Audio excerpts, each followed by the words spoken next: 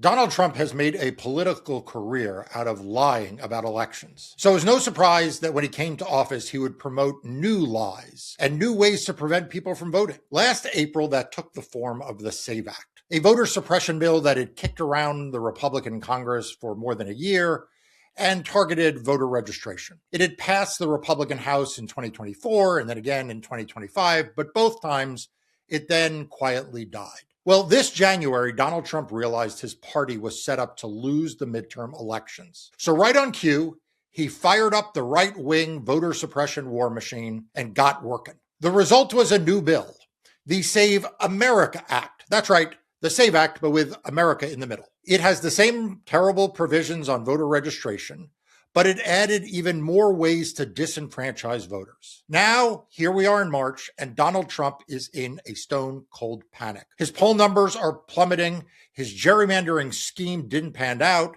and Democrats keep winning special elections by wide margins. So now he has threatened to stop all legislation other than this bill. He's added new attacks on mail-in voting, and wait for it, on transgendered individuals. That's right. Look, we've had some surprising episodes with twists and turns, but this one is going to be a journey like none before. So turn up the volume, strap in, and enjoy the ride. But before we get into it, subscribe to this channel to stay informed about how you can defend democracy. One of my jobs as a practicing lawyer is to be able to separate out the signal and the noise. You know, when you're in litigation, for example, there are a lot of facts that come your way. There are a lot of rumors brought to you, a lot of innuendo, and the other side throws up as much dust as they can. That's particularly true when you're litigating against Donald Trump and the Republicans. So a good litigator always has to keep their eye on the ball. What are the important facts? What are the provable allegations? And how do they connect up with the law? So when Donald Trump says outrageous things, I let most of them pass. But I gotta say, this weekend, he had a doubleheader that I just couldn't let go. Let's review the bidding. We are in the middle of a war in Iran that is engulfing more and more of the Middle East and threatens to expand well beyond that. We have an economy that has stalled and is losing jobs. We have inflation, in part because of that war in Iran, skyrocketing. And so you might think that Donald Trump, late at night, on the early hours of Sunday, would be focused on how to bring conclusion to that war or how to give relief to the consumers in the United States. Instead, at 12:50 a.m., he posted on social media, "Pass the Save America Act now. It's all people care about," with 3 exclamation points. Now, let's be clear. I make a living out of caring about voting rights and election rules.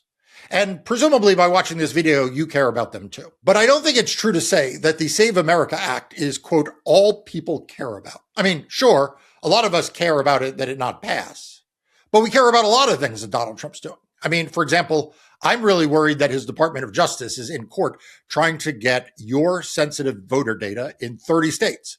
I know this because my law firm and I have intervened to fight him in those 30 states. Democracy Docket has covered those fights and why Donald Trump is trying to get his hands on this most sensitive data almost on a daily basis. If you're not subscribed to Democracy Docket, excellent time to do it right now by clicking on the link in front of you or in the description of this episode below. But as much as I may focus just on the SAVE Act and other efforts by Republicans to rig the elections, the American people have a lot on their mind. For example, inflation. For example, the loss of jobs last month in the economy. For example, what AI might do in the future to them, what world their children are growing up in. I mean, there's a lot for people to care about. And passing the Save America Act at 12:50 a.m. on a Saturday night in March, well, it seems unlikely that that is all people care about. But if you thought that that was weird, you haven't heard anything yet. Because at 8:22 a.m. on Sunday morning, Donald Trump was back in the saddle on Truth Social, posting again.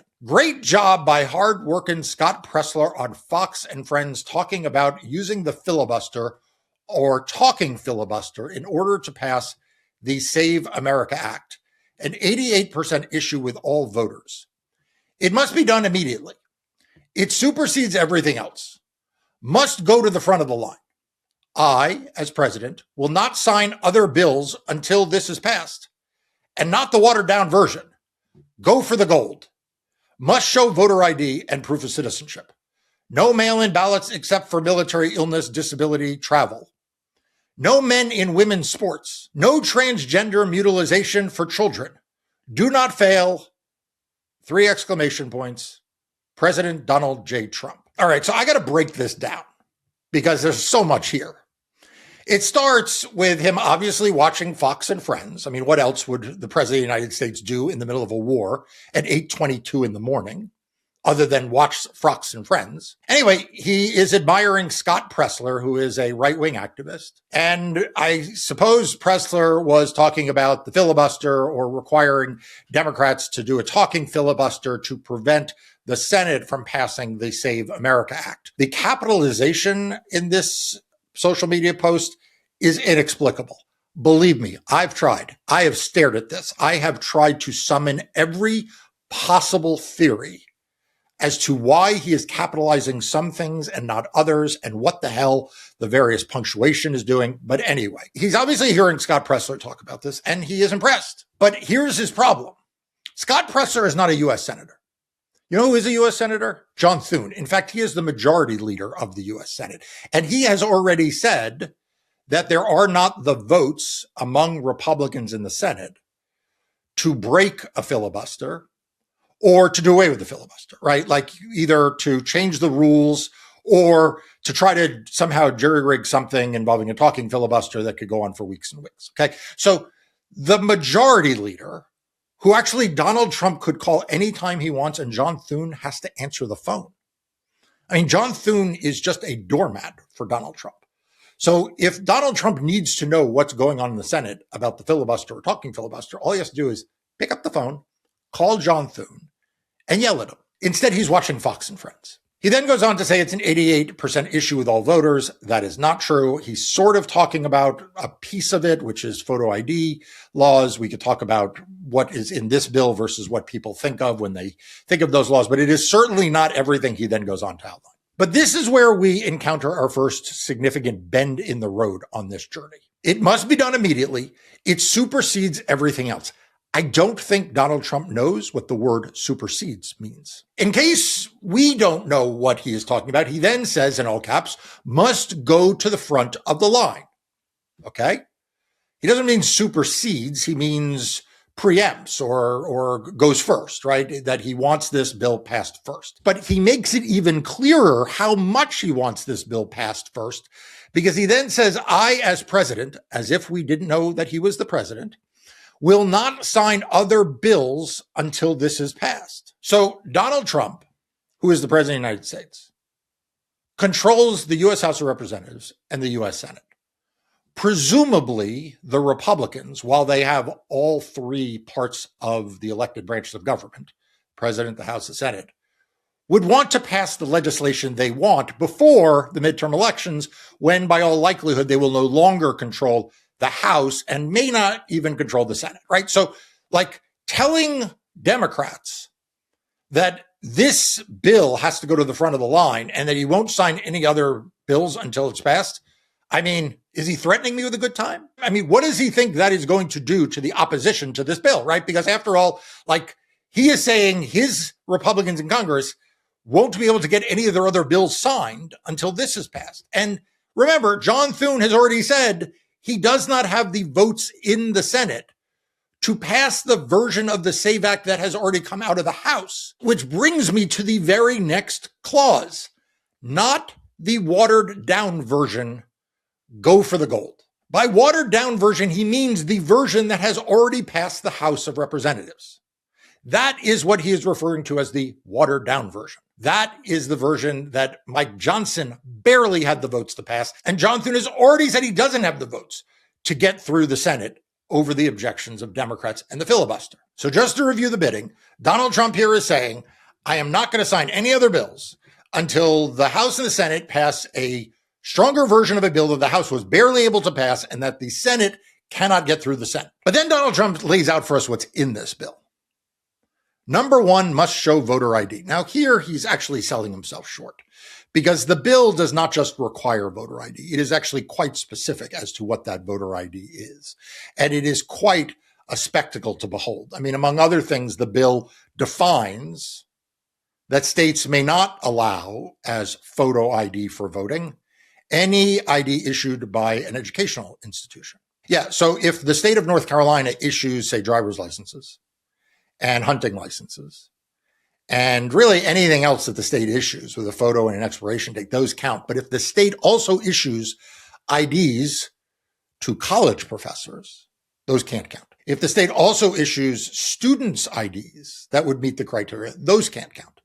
Okay, so like this is like really something of an ID law. It also would require proof of ID when voting by mail, and you can just imagine what that's intended to do. Then he says, and proof of citizenship. Now, the proof of citizenship has been the subject of a lot of commentary. Democracy Docket has written extensively about this. If you are not already subscribed to Democracy Docket, no better way to stay informed on these issues than to become a subscriber now. There are free options.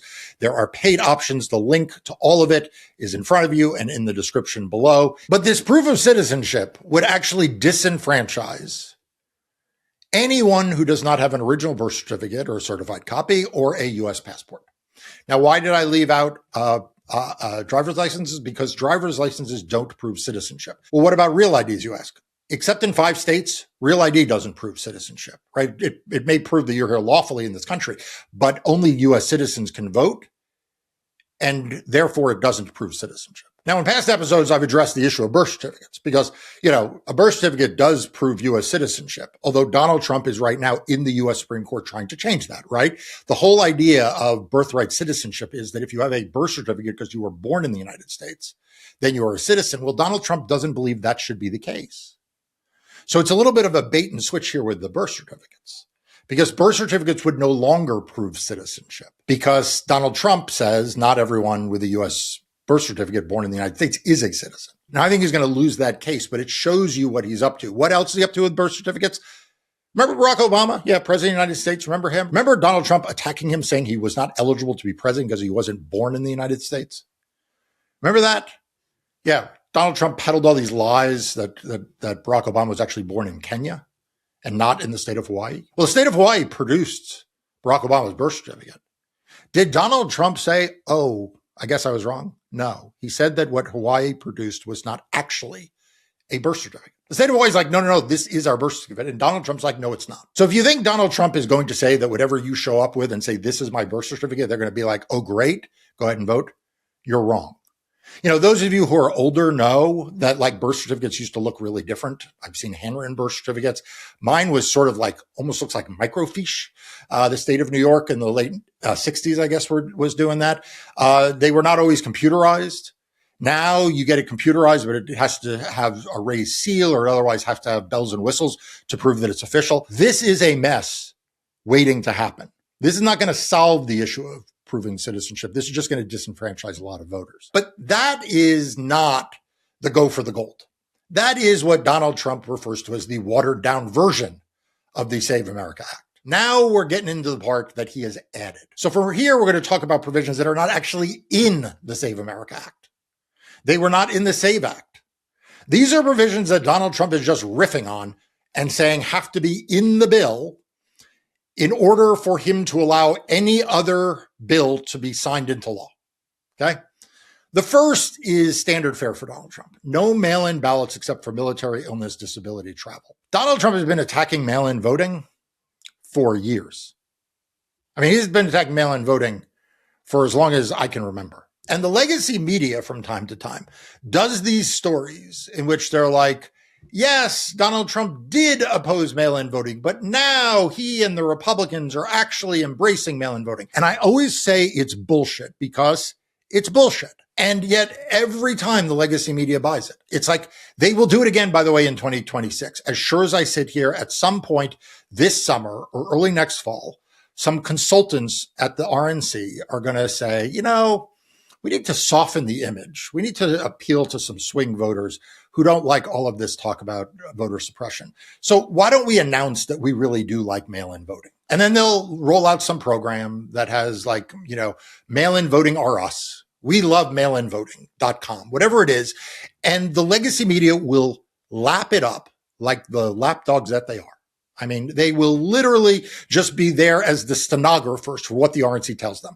If you don't believe me, go back and look in 2024. I actually called it out and wrote about this in Democracy Docket in 2024. You can find that article. You can actually find a ton of my writing, every case going on in America, and a lot more at the democracydocket.com website. But even better than that, click on the link in the description below to become a Democracy Docket subscriber so that you get new content sent to your inbox. We don't send spam. We just send the information that you want and the information you need as we head towards the midterm elections. Now, a lot of you will ask, but don't these hurt Republicans? I mean, won't it hurt Republicans to have proof of citizenship and voter ID and no mail-in ballots? And my answer to you is no. I mean, yes, it'll hurt Republicans because it'll help everyone, but they know that changing these rules now, and not just changing them in the middle of the game, but actually closer to the election than the beginning, will hurt Democrats more. I mean, for example, let's take the mail-in voting. More Democrats now rely on mail-in ballots than Republicans. Okay, that's just like data.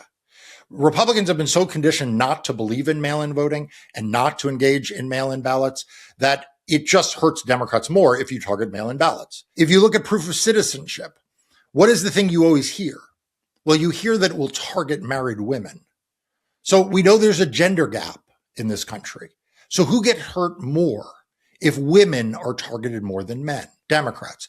Also, proof of citizenship will really, really hurt the most newly registered voters. That's right, first-time voters, people who are 18, 19, 20 years old, who are showing up to register to vote for the first time, and they now need to show a passport or an original birth certificate. And those young voters probably don't have either. Their parents may have their original birth certificate, but they won't have it with them. And unless they've traveled abroad for college, they probably don't have a passport. And yes, it is true that Republicans have done better than historically with young voters, but Democrats are still doing better than Republicans among young voters. So all of these things will disenfranchise Democrats more than Republicans, and Republicans are fine with disenfranchising tens of millions of Americans if it means that the ratio of those will benefit them. So everything I just went over is in some ways standard fare. I mean, Donald Trump has in one form or another said everything that I just went over until this point. He has said we need the Save America Act. He has added in the State of the Union, for example, he added the no mail-in ballots except for military, illness, disability, and travel. He added that in the State of the Union. I actually called it out. If you go back and look on the Democracy Docket website for what I wrote at the time, I called this out because it was notable to me that this was in the teleprompter. You know, sometimes Donald Trump just riffs, like, for example, at 8:22 in the morning on Sunday, the 8th of March, where he's watching Fox News. But he doesn't riff in the State of the Union, right? He was reading text from a teleprompter. And in that prepared text was an attack on mail-in ballots, as if it was in the SAVE Act, even though it's not. If you go back and watch it, you'll see he specifically calls out no mail-in ballots with almost these exact same words, even though it was not in the SAVE Act that was before the Senate at that time. But now we get to no men in women's sports and no transgender mutilation for children. Now, this is not entirely new because earlier this month, Donald Trump posted on social media something very similar to this. It was March 5th, and in that social media post, also on Truth Social, he just says the Save America Act, and then he lists 5 things under it that look very similar to this. The first, all voters must show voter ID. 2, all voters must show proof of citizenship in order to vote. 3, no mail-in ballots except for illness, disability, military, or travel. 4, no men in women's sports. 5, no transgender mutilation surgery for children. That was in this social media post, and people were very confused. Like, they thought maybe he had just combined 2 social media posts by accident, right? Because he rails against transgender community all the time separately. But it didn't seem to make any sense that all of these were under the title, the Save America Act. But I said at the time, no, he intends to add this to a voting bill. And a lot of the legacy media was like, no, that this doesn't make any sense. And I'm like, Since when does making sense? Since when is that the criteria for whether or not Donald Trump means something? Do you think Republicans are going to say, Mr. President, doesn't make any sense? Do you think Republicans are going to say to themselves, like, look, the old man has lost his fastball? Well, yeah, they're saying that to himself, but they're not saying it to him. I was saying at the time he meant to combine all of these. And in fact, Democracy Docket reported it as such, even when a lot of the big institutional corporate media was trying to help Donald Trump unwind this. Now, the White House was asked and came out and said, yep, he intends to add this. And then everyone thought maybe Grandpa's just going to bed for the night and going to forget about it. I mean, Lord knows John Thune hopes he's gone to bed and forgotten about it. Well, at 8:22 a.m. on Sunday, March 8th, he had not forgotten about it because there it was back in his social media post. Where this stands today is that Donald Trump wants John Thune, the weakling Senate Majority Leader, the quisling Senate Majority Leader, to take a bill that barely passed the House under Mike Johnson and add to it a mail-in ballot ban and a bunch of nonsense targeting transgender individuals. Okay, that's what Donald Trump wants. He wants this bill that barely passed the House, that John Thune says he can't pass the Senate, and he wants to add to it a provision banning mail-in ballot and these anti-transgender provisions. Donald Trump is not going to get this past the Senate. I'm not even sure Donald Trump could get this version, what he calls the non-watered down version, the go for the gold version. I don't think he could get this through the House. I mean, Republicans in the House are going to get slaughtered this November when the voters have an opportunity to get their say about what they think about Mike Johnson and his crew's performance. Senate Republicans have a better map, but they're nervous too. And they're not going to walk the plank because a addled elderly individual who is suffering from something is putting out this nonsense, is spewing this hate and vitriol, is tying together provisions that have nothing to do with one another, is targeting all mail-in voting except for the military, illness, disability, and travel, and attacking the transgender community onto it. I mean, this is not just a fantasy. This is a delusion. This is the delusion of an elderly old man who either doesn't know what he's doing or has been so enabled by a Republican Party that he has delusions of grandeur. But look, you and me, we can make fun of this, and I do, but it's also really serious. But he's already said he's not going to give Congress the final say. Now, just to be clear, the Constitution gives states the right to set the time, place, and manner of elections. And it gives Congress the authority to override the states through legislation. It does not give the president any power to override the states or Congress. In fact, Donald Trump tried to do that already last year. He put forward an executive order that tried to impose some restrictions and some proof of citizenship requirements on the states. And my law firm and I, well, we sued and we won. And the federal judge made very, very clear the president has no role in this process. But that doesn't mean Donald Trump's not going to try. Because on February 13th, before the State of the Union, before he really rolled out exactly what he was planning and how far he would go, he said this: the Democrats refuse to vote for voter ID or citizenship. All right, to be clear, John Thune has said he can't pass the bill. And right now, not even every Republican has said they'll vote for the Save America Act. The reason is very simple. They want to continue to cheat in elections. Untrue. This was not what our founders desired. Untrue. I have searched the depth of legal arguments not yet articulated or vetted on this subject and will be presenting an irrefutable one in the very near future. Now, this sentence has been picked apart and picked apart and picked apart, including by me. I have written about this. I have spoken about this. I believe this sentence, I have searched the depth of legal arguments not yet articulated or vetted on the subject, and will be presenting an irrefutable one in the very near future. This is referring to a new executive order premised on an absolutely batshit legal theory by a group of election deniers. Democracy Docket has covered this on the reporting side. I would point you to the Democracy Docket website where this has been reported on. I've done videos on this, so you ought to understand the danger in these words when he says that he has searched the depths of legal arguments. I don't think Donald Trump has searched the depths of anything involving legal arguments. And this idea not yet articulated or vetted and will be presenting. I think what he's basically saying, he's going to issue an executive order based on a batshit theory that a bunch of election deniers brought to him. And that's what he's referring to. But then the next sentence, there will be voter ID for the midterm elections, whether approved by Congress or not. Also, the people of our country are insisting on citizenship and no mail-in ballots, with exception for military, disability, illness, or travel. He is going to try to impose the Save America Act with all of its lunacy, and I mean all of its lunacy, by executive order. Now, look, the moment he does that, he's going to get sued. My law firm will sue him, others will sue him, and we will win. But it doesn't mean that Donald Trump will not view this as the next step in the escalation of attacking on voting. And we need to understand it as that as well. I mean, it's all well and good, like I said, that we make fun of this, and I do, but this is deadly serious. And I mean deadly serious. Look at what happened when Donald Trump spun lies in the 2020 election. And then what happened when he lost in court. Right? He escalated the rhetoric and abused his official position until finally he instigated a violent mob that went after the nation's capital.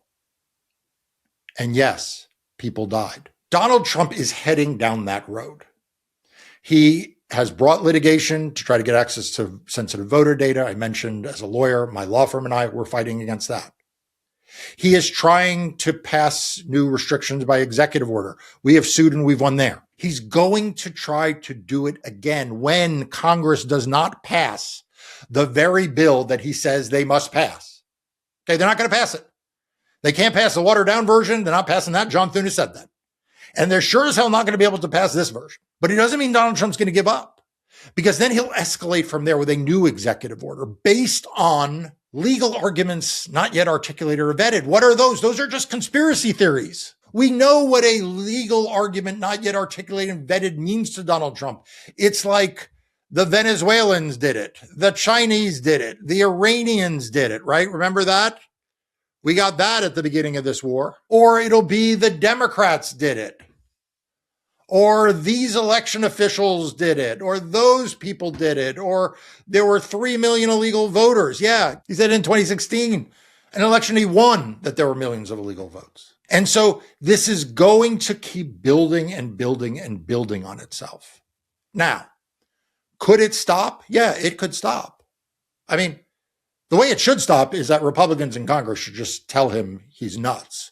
And they should go public. I mean, like, they should hold a press conference. Mike Johnson and John Thune should hold a press conference saying, Mr. President, we agree with parts of your bill, and we've tried to pass it, but we don't have the votes. There are other things you're adding that are just purely inappropriate, and we're not going to deal with those as part of this bill. But most importantly, Mr. President, whether we agree with your bill or not, we are the leaders of Congress, and you are the president, and you do not have the authority to trample over our role in the checks and balances system. Okay, that's what the leaders of the House and Senate are supposed to say. The Speaker of the House should be saying, it is my job as Speaker, not yours, Mr. President, to introduce legislation. John Thune should be saying, Mr. President, butt out.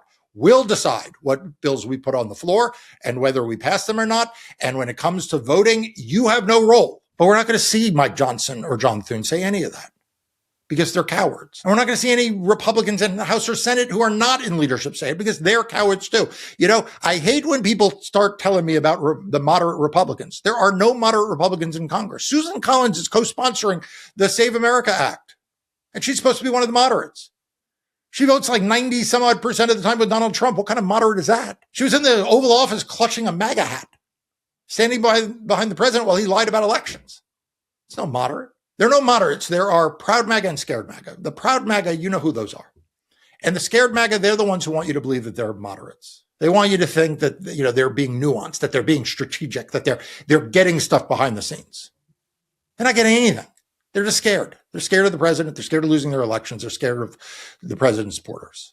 They're the most pathetic of all. Look, it would be great if that's what happened, but that isn't what is happening. The Democrats, they are fighting. I mean, look, the Democrats, whatever gripe you have with one Democrat or another, or this Democrat or that Democrat, they are united against this bill. I think there's one Democrat in the Senate who will support it, John Fetterman, but I think everybody else is against it. And I think in the House, every Democrat except for one voted against it in the House. And I don't think that Fetterman or the House Democrat, they're not going to support this latest version. I can't imagine that they would support this crazy version. I mean, the crazier version. So before you go attacking any Democrat in the House or Senate, go look at the Republicans, because they're the ones who are going along with the crazy. They're the one not standing up to this president. I would take any Democrat in the House and any Democrat in the Senate, bar none, and in favor of any Republican in either of those two chambers. So if Republicans in Congress are not going to do their job, what does that leave us? Well, we've got the courts. I've already said the courts are going to do their job, but that isn't enough. It isn't enough that the courts stop the worst things, because the big lie rolls on. So that brings me to the last piece of news, and that's a poll. Look, polls are just polls, right? They're snapshots in time. They don't tell you too much, but they tell you something. And this poll, and I'm going to put just one of the slides up from NBC News, asks people to rate what the most important and next most important issues are facing the country. And inflation and the cost of living are number one. And then right below that are threats to democracy, tied for people's first choice with inflation and cost of living, and the clear second choice for when you combined choices. And so the reason why I put this up here is that this is the other check. It's you and it's me. It's us. It's the voters. It's the public. I always say that we need people to make democracy their top issue, because without democracy, you're not going to have any of the other things on that list. You can look down that list and, immigration and jobs and healthcare and affordable housing and crime and climate change and abortion. You're not going to solve any of those problems if we don't have a functioning democracy. And so I'm heartened to see that democracy has risen up this list of concerns so high. And it is a testament to you and the work that we all do to elevate this issue. So I oftentimes say that the thing that you can do is you can share this content. You can share this video. You can share Democracy Docket. You can share other content from other independent media, because it makes a difference. When you share it with your friends and your family and your social media and your book club and your bridge club, the group you get together at the diner or at the local bar, right? When you share it with others, it elevates the issue of democracy, and it is working. And this poll's proof that it's working. So keep going, keep having at it, keep sharing the democracy news, the good news and the bad, right? We're not doomsayers here, right? I am an optimist at heart. We're going to beat Donald Trump once again. We'll beat him in court. We'll beat him at the ballot box, and Democrats will retake control of the House and probably the Senate come next November. But it's all of us doing our piece between now and then that will make that possible. It's not what John Thune does. It's not what Mike Johnson does. It's not even what Donald Trump is able to do or not to do. It is what you and I can do to keep getting the democracy issue up the polls. So please share this video, leave me a comment and let me know what you think, and subscribe to this channel, because it is the best way for me to get content out to you in this video format. And if you haven't already, please take this opportunity to subscribe to Democracy Docket and get access to the free newsletters that it puts out. If you can kick in a few dollars and become a premium member, even better, because then you keep that content free for everybody else. Thanks for joining me. I'll see you next time.